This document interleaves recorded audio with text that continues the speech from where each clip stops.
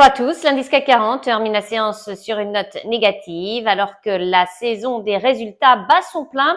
Parmi les valeurs qui se sont distinguées ce mercredi, on retrouve Téléperformance, le leader mondial de la gestion externalisée de l'expérience client et citoyen et des solutions digitales associées, va lancer une offre publique d'achat sur la société luxembourgeoise des expériences clients personnalisées Majorel pour un prix de 30 € par action, représentant un montant total de 3 milliards d'euros. Par ailleurs, le groupe a dégagé pour le premier trimestre un chiffre d'affaires en progression de 2,2% à un petit peu plus de 2 milliards d'euros.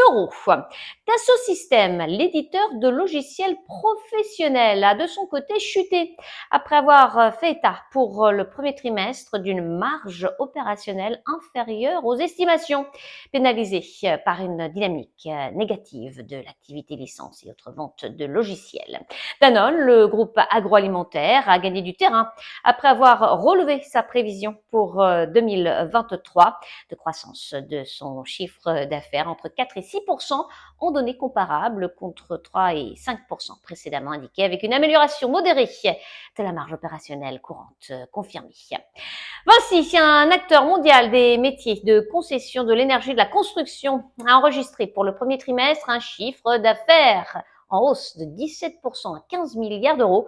Le carnet de commandes a augmenté de 10% à 60,3 milliards d'euros, un niveau record. Le groupe a confirmé ses perspectives pour l'exercice en cours. Dans le reste de l'actualité, Kering, le groupe de luxe, a enregistré pour le premier trimestre un chiffre d'affaires en progression de 2% en données publiées et de 1% sur une base comparable, un petit peu plus de 5 milliards d'euros. Et Public, le géant français des stylos à billes, rasoirs jetables et briquets, a perdu du terrain après avoir dévoilé pour le premier trimestre un résultat d'exploitation ajusté en repli de 31% à 70 millions d'euros. Enfin, Orange, le groupe de télécommunications, a accusé pour le premier trimestre un excédent brut d'exploitation ajusté retraité en repli d'1,1% à 2,59 milliards d'euros. Le groupe a confirmé ses objectifs pour 2023. À New York, Sabrina Cagliosi pour Trading Central. Je vous souhaite une très belle fin de journée à tous. À demain.